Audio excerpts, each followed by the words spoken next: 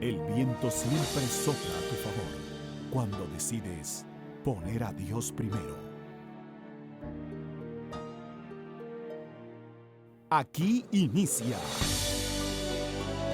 Querigma de Amor, un espacio para conocer la misericordia del Señor. Presenta el Padre Teófilo Rodríguez. Bienvenidos.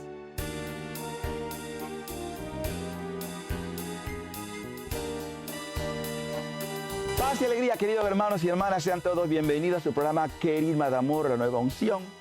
Estamos durante este tiempo en Querigma meditando sobre el discurso que es el programa de Jesús en todo lo que será su vida ministerial. Es decir, ese es lo que podríamos nosotros descifrar como los sentimientos del corazón de Jesús para aquellos que quieran seguirle. ¿Qué es lo que piensa Jesús? ¿Qué es lo que desea Jesús de sus discípulos? ¿Cómo espera Él que nosotros podamos reaccionar ante esas palabras que, como bien también lo dice el sermón, los cielos y la tierra pasarán, pero la palabra que yo les he dicho no pasarán, o sea, todo se cumplirá. Vamos a seguir en ese capítulo 5, del versículo 19 al 26, porque el Señor nos sigue insistiendo de esta necesidad de responder a lo que estamos escuchando.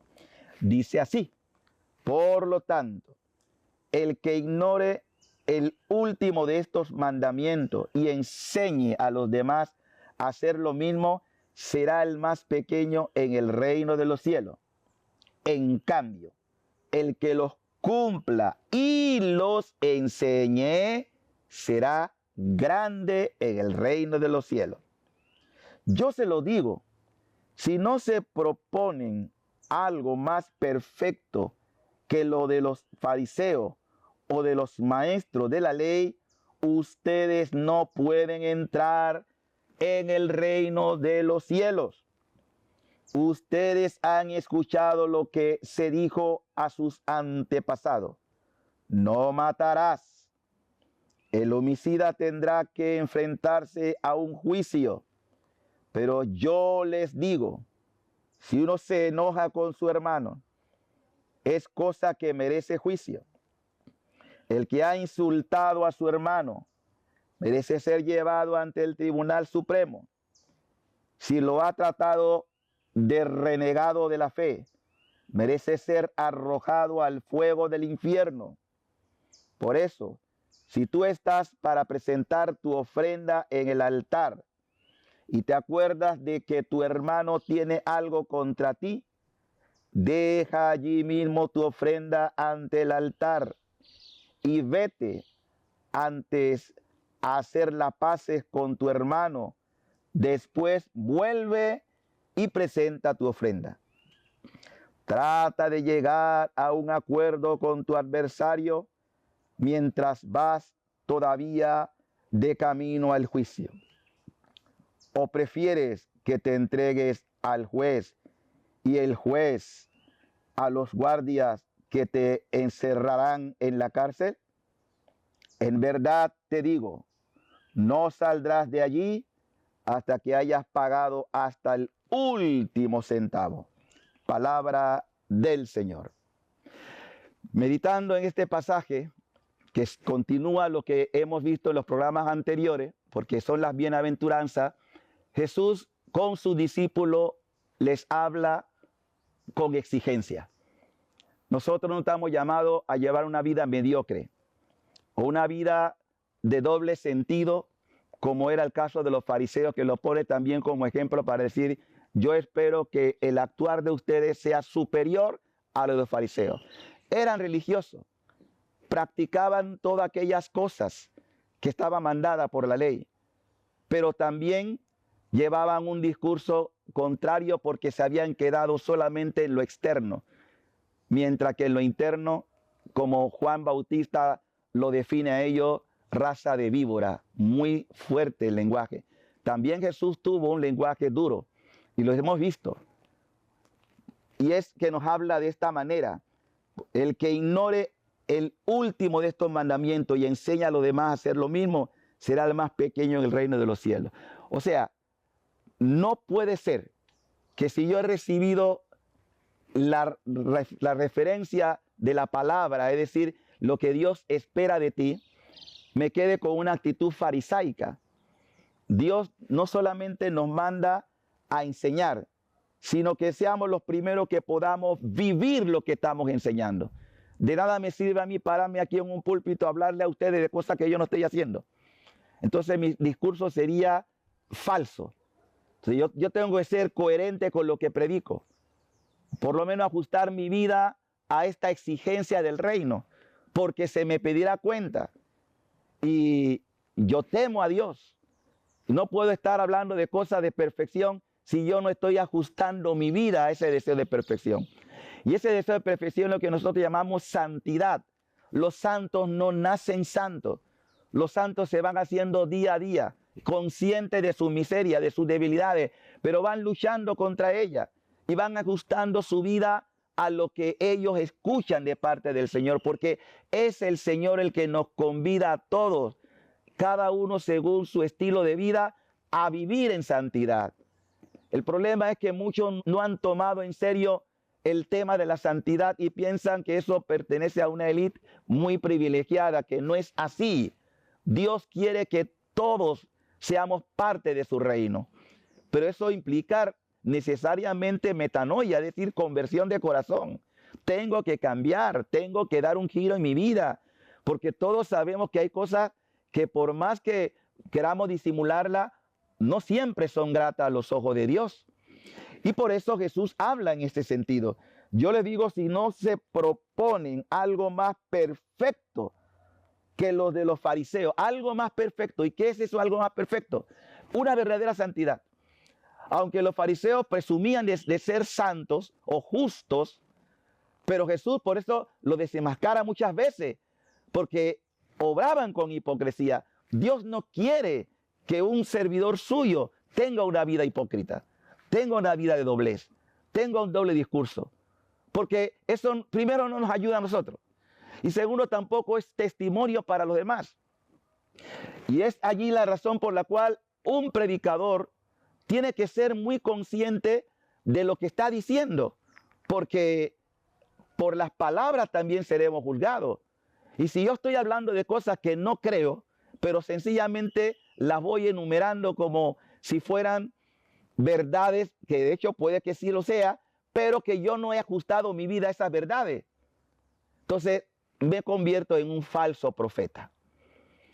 De allí que también Pablo lo dirá, que él predicaba el evangelio con temor y temblor, porque sentía también la urgencia de que él dará cuenta a Dios, como de hecho lo dio, y tú y yo igual. Entonces tenemos esa necesidad de ir ajustando nuestra vida y el Señor habla de perfección, que como dije es sinónimo de santidad, los perfectos, es decir, los que cumplen seriamente la voluntad de Dios en su vida. Ustedes han escuchado que sigo a sus antepasados, no mates, es un mandato, Jesús nos está recordando, por eso en los programas anteriores hablábamos de este mandamiento de no matarás, pero sin embargo hoy practicamos, incluso católicos, que hablan abiertamente a presidentes, hasta sacerdotes que están a favor del aborto. No puede ser. Jesús es muy claro en su doctrina. No matarás. Muy claro. Y aun cuando querramos nosotros ajustarnos a la moda, pues hay cosas en las que la iglesia no puede consentir ni aplaudir. ¿Por qué? Porque está señalado por el Señor. Y nosotros no podemos ir nunca por encima del Señor. Tenemos que ajustarnos siempre a la verdad que Él nos ha querido transmitir. Y por eso dice, yo les digo, si uno se enoja con su hermano, o sea, fíjense que Jesús pone caso incluso que no necesariamente es la muerte física, sino cosas concretas, porque hay muchas formas de matar. Jesús habla, si uno se enoja con su hermano, es cosa que merece juicio, la exigencia. Es decir, vamos a ser juzgados por eso. Entonces, si yo he cometido esa falta o estoy enemistado con un hermano, ¿qué es lo propio? Buscar lo más pronto posible la reconciliación, la pacificación con mi hermano, reconociendo, mira, me exalté, perdí la paz, tuve un mal pensamiento, perdóname. Tener el valor de humillarse. Recuerden que Jesús no tenía pecado y sin embargo por ti y por mí se hizo pecado. Tú y yo sí somos pecadores. Nadie está eximido de faltas. Pero ese mensaje que Jesús da es invitándonos a la enmienda, invitándonos al perdón, a la reconciliación, de la que muchos se cierran a no querer vivirla. Dice, no, es que él me ofendió, es que me hirió y eso no lo puedo olvidar. Esa espina la llevo en el alma. No puede ser. Incluso, por eso, cuando hablaba de doble discurso, una persona que está enemistada, ¿cómo puede acercarse así a recibir a Jesús sacramentado? ¿Cómo puede decir, yo odio a fulano, pero sigo comulgando? No lo digo yo, es que la palabra es muy clara. Jesús está diciendo, si uno se enoja con su hermano, es cosa que merece juicio. El que ha insultado a su hermano, otra gravedad, merece ser llevado ante el Tribunal Supremo. Jesús exige de sus discípulos cambios concretos. ¿Estás tú en una situación parecida? Pues no desaproveches la oportunidad después de esta reflexión de pacificarte. Aunque tu hermano quizá no te quiera dar la mano, pero tú da el paso. Lo importante es que tú dejes el paso. No esperes que lo haga el otro. Tú, si eres discípulo de Cristo, decídete a tener paz con todo y no odiar en tu corazón. Si lo has tratado de renegado de la fe, merece ser arrojado al fuego del infierno. Oh, Dios mío. Miren lo duro que es este lenguaje. Lo está diciendo Jesús. Y sin embargo, ¿cuánta gente trata de renegado de la fe o decía de apóstata a otros? Ese es un maldito, ese es un condenado. ¿Quién eres tú para juzgar la vida de tu hermano? Y esto dice, esa es una pena que merece el infierno. Aquí está en la Escritura. Vaya y vea cómo lo dice el Señor en ese versículo que hemos escuchado, versículos 22 y 23. Es fuerte el lenguaje del Señor. Por eso, queridos hermanos, no juguemos con nuestra salvación. Dios nos está llamando a una vida nueva y espera tu cambio. No te apartes del televisor, vamos a seguir meditando de este tema y en breve volvemos con ustedes.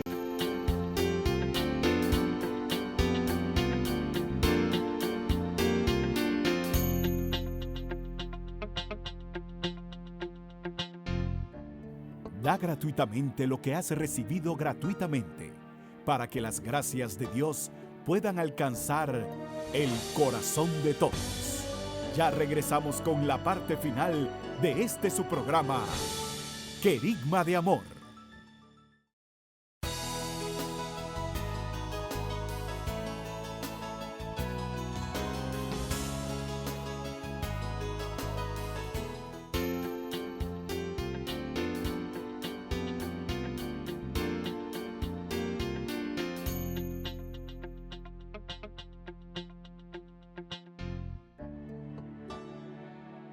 Ya estamos de regreso con la parte final de su programa, Querigma de Amor. De vuelta con usted su programa Querigma de Amor, la nueva unción. Estamos en la meditación del Sermón de la Montaña, todo lo que podríamos llamar nosotros un desahogo de los sentimientos del corazón de Jesús para los que son discípulos suyos o que quieran seguir su camino. Un camino de exigencia, un camino de renuncia, un camino de conversión permanente. Porque nadie puede decir, mientras está en esta tierra ya estoy full convertido, ya no tengo nada que cambiar. No, todavía tenemos necesidad de cambios, de transformación.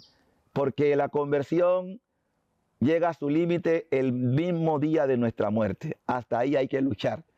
Pero sin desanimarnos. Jesús, ya hemos estado viendo en el capítulo 5 del Sermón de la Montaña, este discurso que seguimos meditando en él, y ahora una exigencia que tiene mucha vigencia para nuestros días.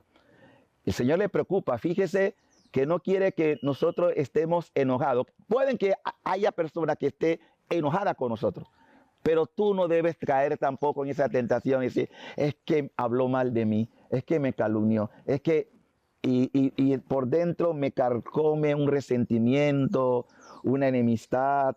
Y a veces hasta podemos disimular lo que estamos viviendo. No, Jesús no quiere eso para nosotros, porque Él mira nuestro corazón. Todos podemos fallar.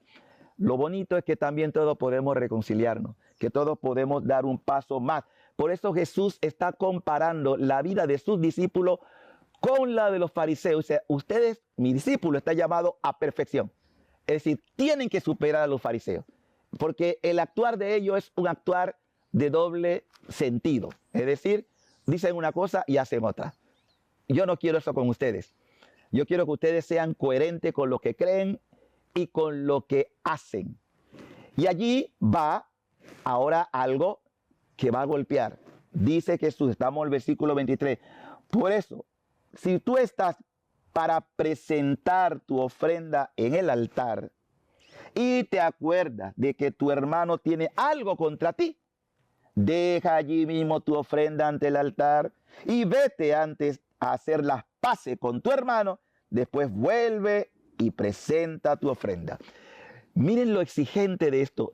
Póngase a pensar la cantidad de violaciones que nosotros hemos hecho contra este mandato de Jesús.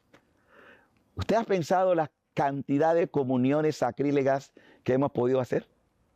La cantidad de veces que nos hemos acercado. Y eso que Jesús hablaba de lo que se daba en la liturgia en su tiempo, es decir, las ofrendas sacrificiales, animales, y que tú ibas y presentabas tu ofrenda, pero sabías que si esa ofrenda es para Dios, como de hecho también las ofrendas que nosotros hacemos, los esvotos, las penitencias, todos los sacrificios, es decir, forma de mostrarle al Señor nuestro amor. Y lo más grande que nos sirve como reparación es la recepción eucarística, porque estoy recibiendo al Señor. Pero ¿te has puesto a pensar cómo está tu corazón cuando te acercas al altar? Y cuando digo cómo está tu corazón, es decir, ¿estás en paz? ¿O te acercas con resentimiento, con odio, con sed de venganza? No lo sé.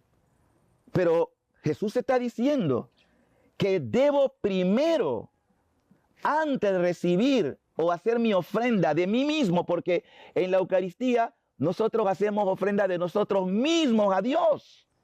Yo soy el oferente. No solamente el sacerdote en su acción litúrgica, sino todo lo que participamos de la Eucaristía, también somos oferentes. O sea, me ofrezco a Dios. ¿Y cómo presentar una ofrenda que está viciada, que está manchada?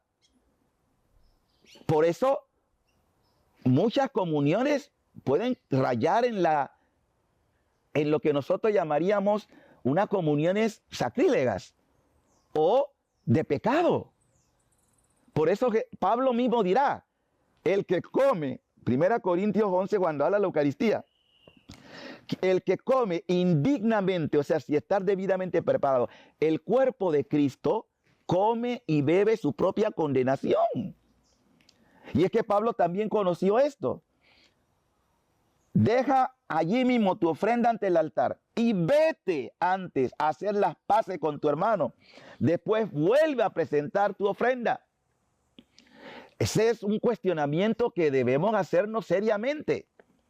Puede ser que en el momento tú no tuviste la oportunidad porque no se presentó el caso de poderte reconciliar, pero por lo menos tú puedas decir, Señor, en el momento que me permitas tener la oportunidad de encontrarme con esta persona en quien todavía tengo un resentimiento, yo quiero pedirte de corazón que me perdones. Es una contrición sincera, pero con el propósito de que se pueda también ejecutar cuando las circunstancias lo permitan.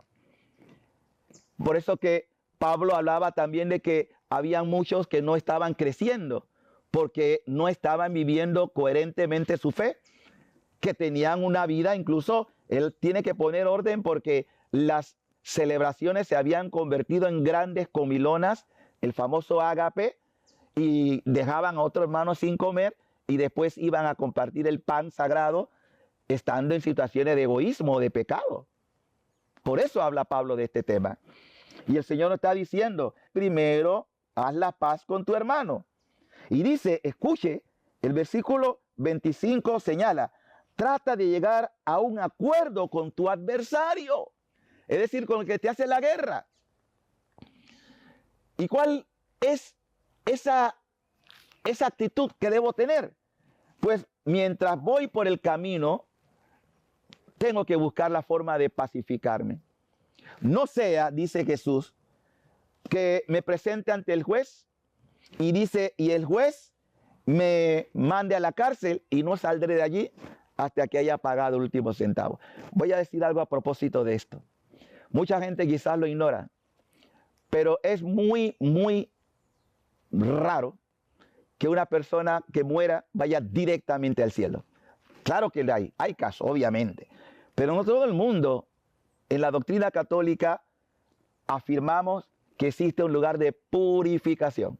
Y ese lugar de purificación es el purgatorio, donde todos, de alguna manera, o la gran mayoría, pasaremos un tiempo. ¿Por qué? Porque también nos dice la Escritura que nada impuro entra a la presencia de Dios si no está debidamente purificado. Y llama la atención porque este texto refiere a algo parecido. Es muy claro el texto. En verdad te digo, no saldrás de allí hasta que hayas pagado hasta el último centavo. ¡Wow! ¿Cómo llamamos habitualmente a los que están pagando alguna condena? Que están purgando. Están pagando aquellas cosas indebidas y que han merecido por el juicio. Y vamos a ser juzgados. De hecho, sabemos que habrá un juicio en el momento de nuestro encuentro con Dios. Se llama juicio particular, como también el juicio universal. Pero el juicio particular que más nos debe preocupar es aquel desde ahora, cuando yo me encuentre con el Señor. Y quiera que realmente no tengamos mucho que lamentar. Por eso, mientras vamos por el camino de la vida, vivamos lo más que podamos pacificados con todo el mundo. Que los demás hagan guerra contra mí, ese es el problema de ellos. Pero que yo no haga guerra contra los demás. Que yo sea un instrumento de pacificación. Como lo solía cantar Francisco de Asís, Señor, hazme un instrumento de tu paz. Que seamos verdaderos pacificadores, no guerreros o enemigos a la puerta de los demás. Que podamos tener un corazón reconciliado porque Él me perdonó primero. A mí me encanta la frase que usa el Papa Francisco cuando habla precisamente en su encíclica de la misericordia, que aquel que ha sido misericordiado, es decir, que ha recibido el perdón, la misericordia de Dios, está exigido a ser misericordioso. Si tú has sido beneficiado con el perdón, la misericordia que Dios te ha dado en Cristo, tú tienes necesidad y obligación de ser también compasivo y misericordioso, como Dios lo ha sido contigo, querido hermano. Es una exigencia evangélica. Entonces, yo no puedo estar hablando de misericordia si no soy misericordioso, si no tengo un corazón compasivo, incluso con mi adversario. Por eso nos habla el Señor. Mientras vas por el camino, es decir, el camino de la vida, pacifícate. No sea que te lleve al juez, o sea, que vayas al juicio y no vas a salir de allí, que te manden a la cárcel hasta que no haya pagado el último centavo. Hermano, esta realidad que el Señor nos narra aquí en su palabra, debemos aplicarla. ¿Cuántas cosas hay que corregir en nuestra vida, en nuestro comportamiento día a día? Y hay gente que dice, bueno, sí, yo estoy en el momento, pero nadie se da cuenta, nadie sabe esto. ¿Y Dios? ¿A dónde esconderás tú las obras que hace? Porque al final de lo que seremos juzgados es de nuestras obras. Y el Señor nos dice, tuve hambre, tuve sed, estaba en la cárcel, era forastero, era extranjero. Cada vez que tú hiciste el bien, sin darte cuenta, se lo estabas haciendo a Dios. Así que si ustedes no quieren ser juzgados en la medida de las obras que ha realizado, y hablo de obras que no han sido gratas a los ojos de Dios, empiece ahora un trabajo de arrepentimiento, de reparación, de conversión. Todos hemos podido haber tenido en algún momento de nuestra vida muchas circunstancias de adversidad, de contradicciones, de conflictos, porque la vida está desgraciadamente entrelazada entre muchos casos de trifulca, de peleas, divisiones, en fin, pero que eso no te lleve a ti a obrar de la misma forma, sino como Dios te ha amado y te sigue amando, Él te pide y te invita a tener un corazón reconciliador. Y de esa forma tú también darás testimonio a los demás, porque cuando podemos obrar como obró Jesús, que crucificado, Él podía ver a todos los verdugos que lo habían clavado, azotado, le habían coronado de espina. ¿Y qué dice Jesús? Papá, destrúyelos, mátalos en este momento. ¿Qué dijo Jesús? Padre, perdónalos.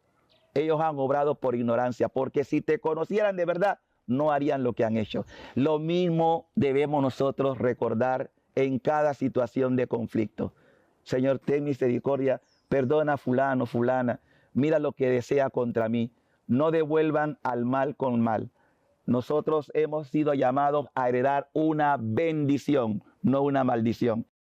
Por eso todo el tema de la bienaventuranza, del sermón de la montaña que estamos meditando, es que al final vamos a ser bendecidos. No lo olvide, querido hermano. Y bendecidos por la eternidad. Nuestra vida en la tierra es temporal. La vida que nos espera es eterna. Y ese va a ser el fruto del esfuerzo de las cosas que realizamos aquí y ahora.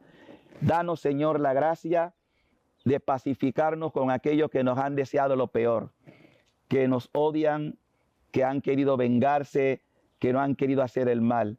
Que nunca respondamos al mal con mal, sino que respondamos ante el mal con el bien que sale de un corazón reconciliado, pacificado como el tuyo, porque así como nos has perdonado, perdonamos a nuestros deudores. Amén. Amén, que el Señor les bendiga y que todos sigan pasando un feliz día.